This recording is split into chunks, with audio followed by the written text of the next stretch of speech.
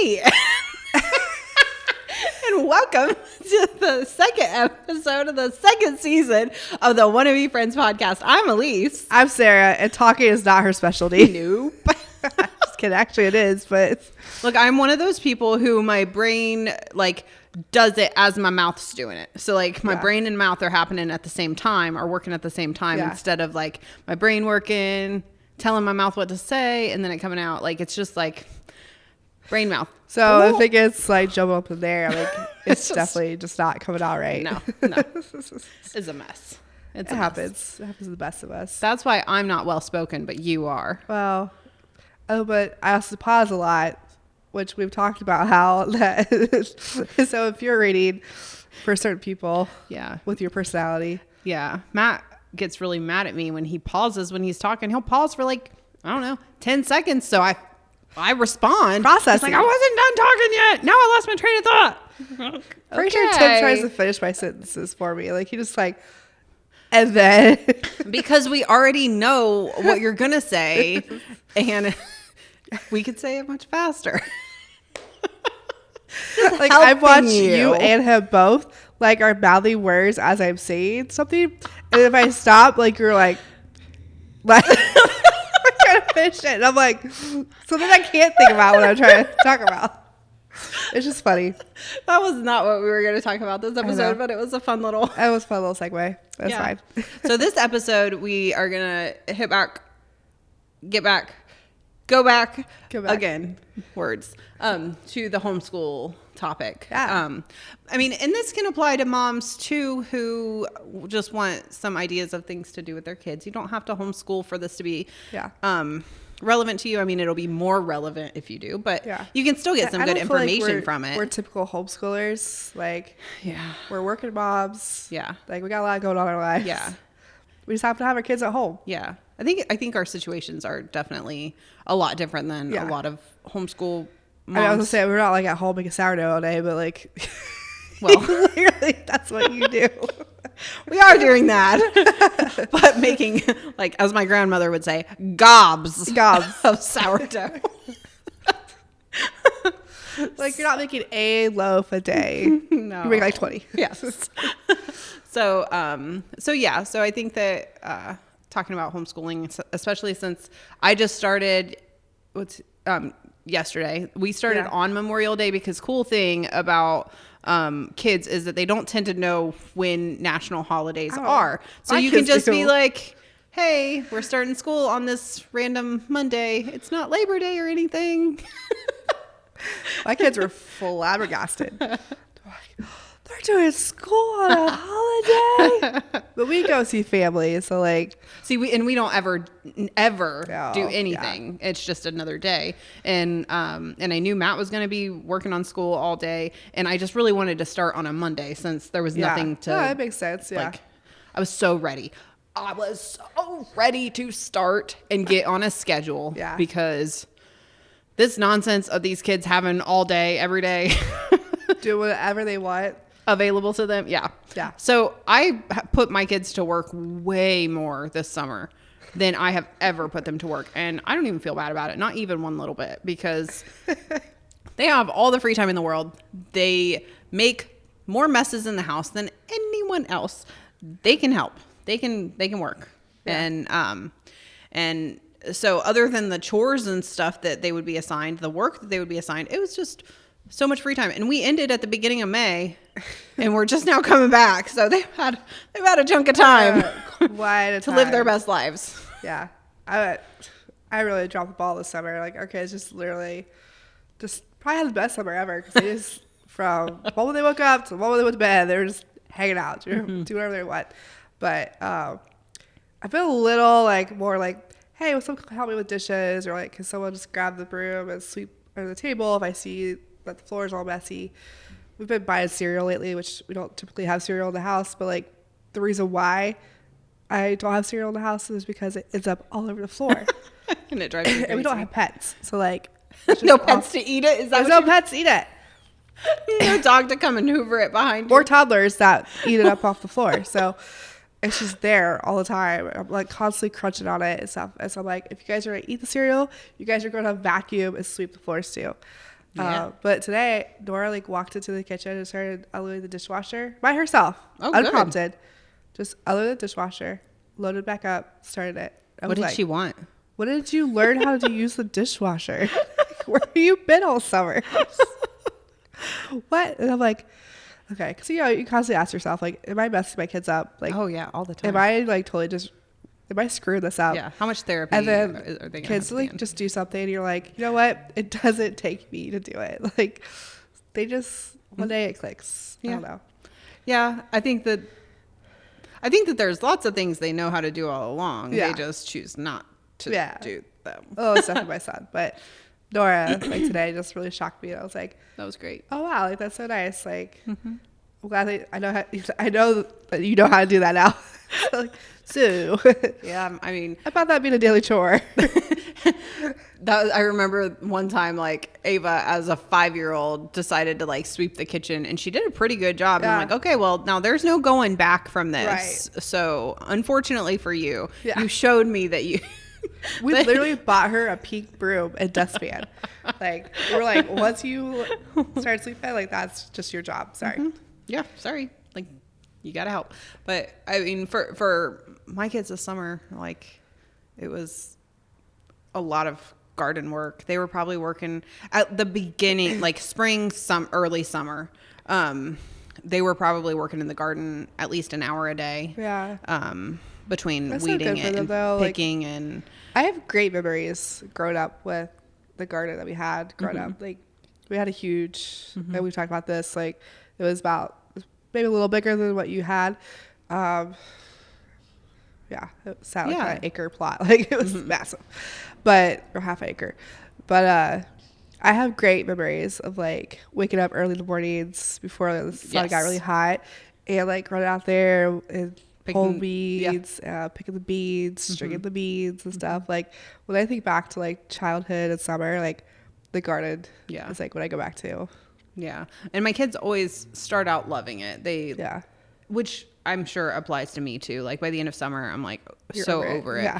Well, also, I have not been in my garden in like 2 weeks, and there's so much that I could be getting out there because I went out there. And there was a spider, not even kidding you. I almost walked right into it. I got the heebie-jeebies right now. Thinking about it. I'm not kidding you. It was like that big. Why? And it was like, oh, it was horrible. It was so bad. Just like chilling on one of your plants? Like, it was like it had made a web between my squash and my cucumber. On the pole, like it set it all on fire. Like that would be the last time. Well, I had a garden sprayer full of neem oil, and I watered that thing. Like, I mean, I waterboarded it straight. Like, and it was just like hanging there like this. By the time I got done with it, I stood there probably at least 3 minutes just pouring water. Like, Spanish is probably great for your gardens. It didn't die. No, it did not die. It didn't die. I thought that it had died, and so then I like tromped around in there like I owned the place again. Like that spider didn't own it anymore. It had made a new web, just a little shift over from a block over from there. Just the row over that I needed the next day when I went out and was trying to get jalapenos, and I almost walked smack dab into it, and I screamed the screamingest scream.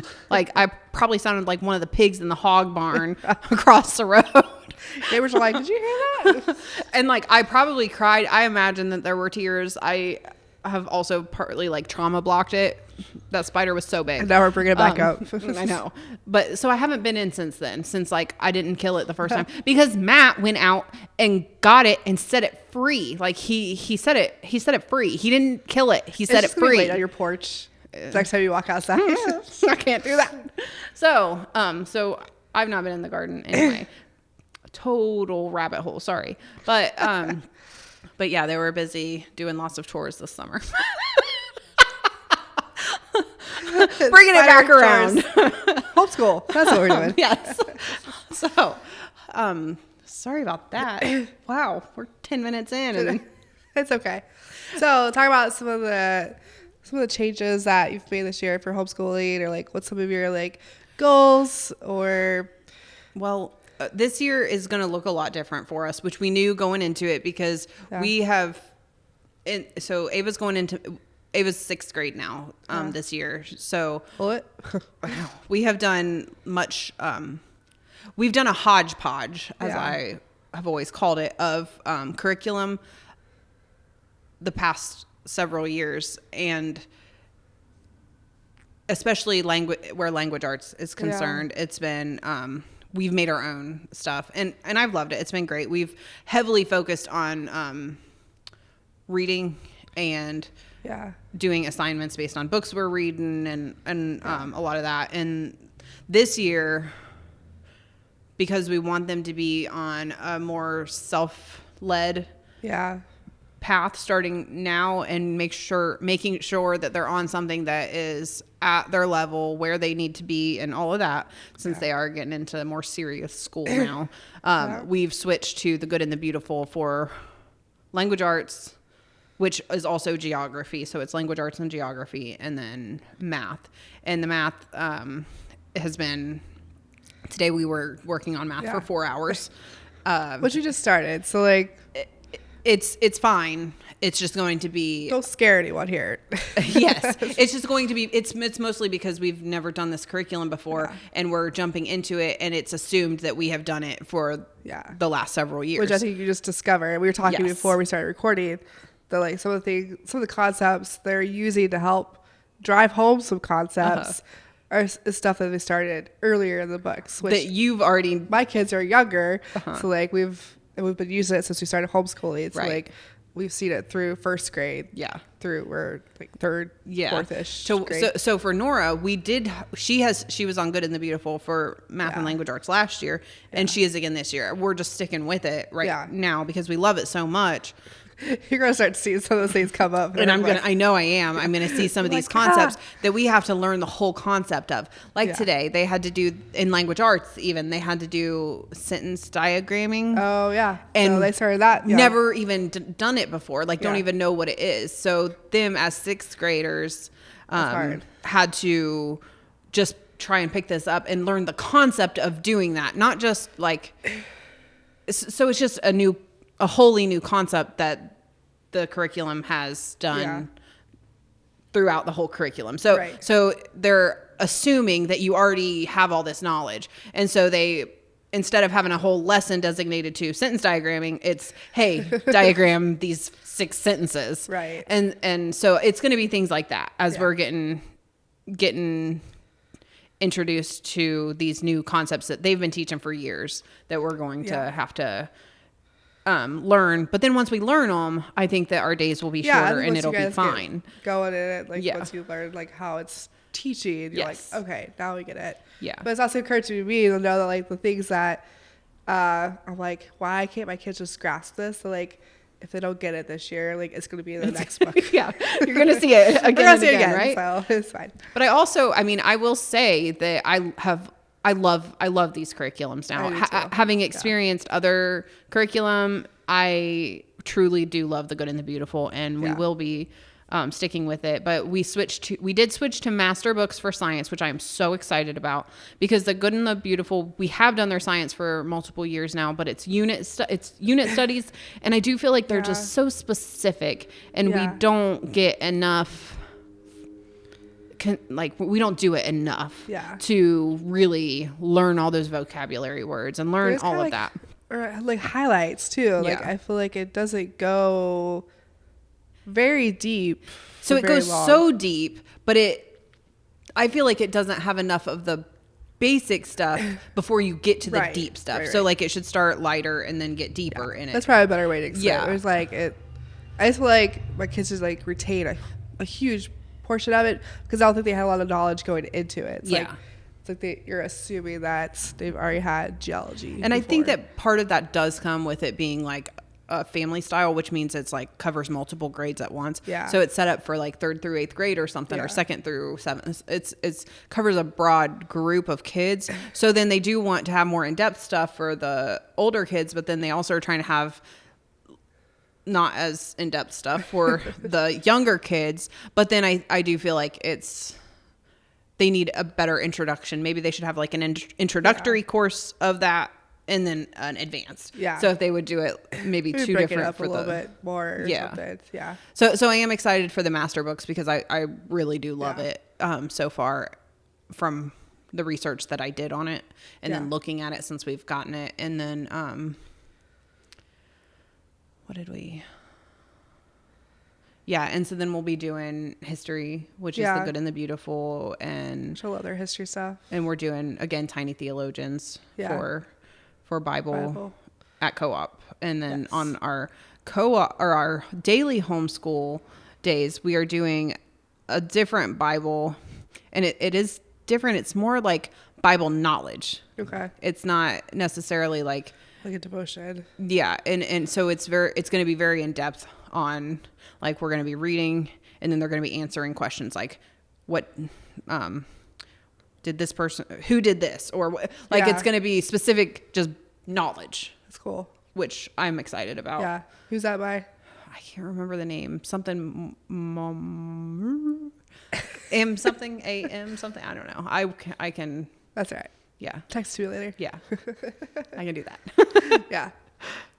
So yeah, that's pretty much. I know Nora's going to be in first grade this year. So, like, isn't it kind of wild that, like, our kids are kind of, I guess Nora's still there, but, like, you're Nora, but, like, a lot of the accounts and stuff I follow are of homeschooling families. They're all, like, young, elementary. Uh-huh. And I'm like, my kids are getting out of that young of that cute, like, we're just going to play with Play-Doh all day and make shapes and, like, have sister tables. Like, you need to find some older. I know. I need like older family. Like, where are the older family? I follow several, so they're out there. Yeah. It's just, I guess, like, because the content's probably just not as cute. I don't know. It's not. It's just like, here's your books. And they definitely don't post as often either. No, this is way more in depth than like, we're gonna play find a cake today, and then we're gonna sing a song about math. Yeah, that's their math for today. Yeah. And Nora is definitely still in that. Yeah. I mean, with just being 6 and being first grade, but I mean, Judah's going into 3rd, so that is considered upper elementary. Right. So they are on that that. I know, it's kind of hit me today. Back half of elementary. Yeah. That was I was filing all their stuff from like last year into their memory boxes. I just kind of keep like artwork or like really fun things that we did throughout the years for each grade level. Oh, you're so organized. No, it was what I put together last year. It must be so wonderful. I mean, Nora's had like K through 3rd grade. That was all just in a pile. Like, I had to organize that. But I was just like filing it away, and I was just like, oh my gosh, like my kids are so old now. It's like weird, isn't it? 5th grade. We're at 5th grade now. Like, this is crazy. Yeah. But it's hit me pretty hard that Ava's in middle school. Like, Ava is middle school now. That's so weird to me. Gosh. Yeah. That's crazy. Yeah. Yeah. So we haven't changed a whole lot this year as far as curriculum wise, because we started with Good and Beautiful, and I feel like we've like done so well with it. My kids have done so well with it, and I know the program, and it's just so easy. Like, if you're looking to homeschool, it's just so easy to be able to open it up. Yeah. You read what it says. It teaches the concept or whatever. It tells you what to say to teach it, because I think a lot of people are like, I don't know how to teach that. Yeah. But it tells you, it says, say this to the child. Yeah. And you read that to the child. And it explains it. Yeah. And like, I love the artwork, and just, it really is beautiful work that's in their stuff. And it is a nice mixture of classical and modern. Yeah. So it has like the elements where it has you study fine art paintings and different things like that. But then it also has like, I don't know, cutting and gluing. Like, it's not so just, I don't know. It's not like so like all the homeschool experience I have is from when I was homeschooled, and so like we use a lot like Abeka, which I feel like was so old school even back when I was in school. It just existed old school, like from the dawn of time, like when it came about, it was old school. Yeah, right? I remember even like reading as a kid, like, this is so old school. So it's like really old school now. Even though lots of people still use Abeka, and it's great. But for my kids, like, I still want kind of that mix of classical learning, but it really be engaging and like it's visually like it's more modern looking. Yeah. Yes. It's we really enjoy it. So we're doing that for math and language arts again. I ordered a few science things just for like art, because my kids are so close together in grade levels. It really is easier for me to teach stuff like that. Using Tiny Theologians, which you can't go wrong with any of her stuff. This year we are doing though faith foundations and apologetics, right? Yeah. I don't know which one we're starting. Which one are? I don't know. I don't know. Whatever Danny wants to do. Yeah. Well, so we are doing those ones for our school year, I think. Yeah. And then last year we did the systematic theology, which they sent me an extra book when they sent them last year. Oh, so really? I'm actually starting it over with Nora because she was so little. I mean, she was 5 when we did it. That's a good idea, though. So we're doing that one again as her at-home Bible. Yeah. And she'll do the other Bible that we get, but like it's sentence writing, like you're writing like short answer for most of the questions and stuff. So she'll answer to me verbally as best she can. But so then I'm going to stick with this one for. Yeah. Because there's still like coloring and stuff. Yeah. I love their stuff. Like if you have kids, I would say like for my Nora, she might be get a little bit on the older side of their workbooks, but it's still such good stuff. And I loved at the end of the year, like they could recite. Yeah. Yes, they could. Go ahead. No, go ahead. So they could recite the answers to these questions, like what is theology? That's the one that pops into my head, and then they would all like repeat. It was almost theology, cultish, though. I know, like, I would say theology is what we know and believe about God. But when we started that, we did that lesson yesterday. Yeah. And she like right back there. Right, she did. Nora caught it, and so I thought like that's good. Like that she. Yeah. So it was repetitive enough, and just so like I don't know, it was just such rich, good learning for young kids, and just understanding key foundational things about our faith, and not just like, which I mean, like stories like Noah the Ark or Daniel and Elyse, like those are all great stories, but like this is like such good stuff. It gives them the credit that they are due. Like children can learn so much about that, and they can understand so much, and I feel like it teaches them as if they can grasp these deeper concepts, and I think that's why I love it so much. It's not your typical what I would have grown up with Sunday school lesson, right? It's so much deeper than that, and they can handle it. And I just have loved it so much. I think that's just kind of like what we're learning, is that we don't give kids enough credit for what they could soak in and what they hear. It's just like when we changed VBS this year for our church, Kids Con, it's like we're raising up a new generation of kids. These kids are not the same kids that grew up in Sunday school. They are not like us. So like we need to give them more, and give them all that we possibly can. While their brains are still like able to soak in all this knowledge. And it was nothing to watch those kids at KidsCon sit there and listen to a 20 to 30 minute message. And not be fidgeting or distracted. They were so engaged. And it wasn't like the crazy fun kind of stuff. Like we weren't sliming anybody have, like, puppets. Like whatever. It was so, but they, exactly. That's a perfect example. They can take on so much more than we have given them. So, and even, I will even say for the Tiny Theologians, it is maybe a little on the younger end with the workbook or whatever, but Ava still gets so much out of it, and she's 6th grade. So like the content is just so good. It's for sure one of my favorite things that we have ever used. I'm so glad we found it. We'll use it forever as long as we can. Kids, great kids. Like, here you go. Pass it down. But all right, well, I think that's all we have for you today about our homeschooling journey. If you ever have any questions though about homeschooling, like we could talk about this all day long. Probably have 10 more. I actually had somebody message me about homeschooling today, and I like sent her a book, and I was like, I'm so sorry, I just sent you a book, but I love homeschooling. So like so we will always answer any questions. We will answer anything. So let us know if you have any questions, but until then, we'll see you next time.